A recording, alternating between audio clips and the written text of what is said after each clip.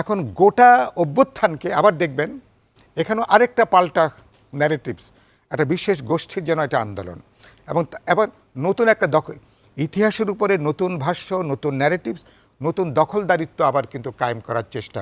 এই লক্ষণগুলো ভালো না।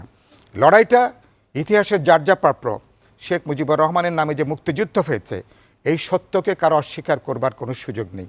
আবার তিনি 25 তারিখ পর্যন্ত 24 তারিখ তিনি চালিয়ে গেছেন পাকিস্তানের রাষ্ট্র কাঠামোর মধ্যে কিভাবে তিনি প্রধানমন্ত্রী হিসাবে তিনি আসতে পারেন। এই ইয়াহিয়া খানের সঙ্গে যে দীর্ঘ আলোচনা, সেটা কি পাকিস্তানি রাষ্ট্র কাঠামোর মধ্যে তিনি অখণ্ড পাকিস্তানের প্রধানমন্ত্রী কিভাবে হতে পারেন, সেখানে তো অন্য কোনো আলোচনা নাই। সেখানে বুঝবেন এই ভূমিকা সত্ত্বেও মুক্তিযুদ্ধ তার নামে হয়েছে, এ ব্যাপারে অস্বীকার করবার কোনো সুযোগ নেই।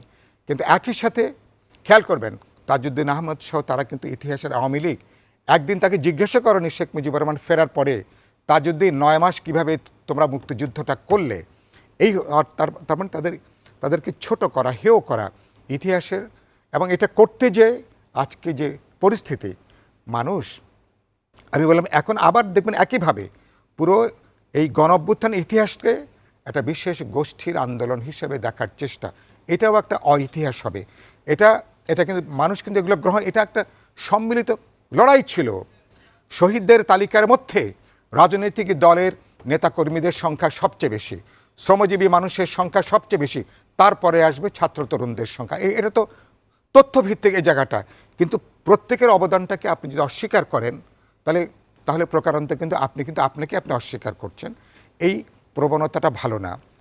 আমরা সেজন্য বলতে চাই, নিশ্চয়ই আমরা ছাত্র তরুণদের বীরত্ববাঞ্জক লড়াই, শ্রমজীবী মানুষের লড়াই, রাজনৈতিক দলসহ সমাজের এমন কোনো অংশ নাই, গণমাধ্যম এত চাপের মধ্যে থেকেও আপনার মতন মানুষ, আপনারা আন্দোলনের পক্ষে আপনারা দাঁড়িয়েছেন না, আপনারা জীবনের ঝুঁকি নিয়ে। সমস্ত মানুষের সম্মিলিত প্রচেষ্টায় এই অর্জনের জায়গাটা এসছে। এটাকে এখন ইনক্লুসিভ সমাজে এটাকে ধারণ করতে হবে।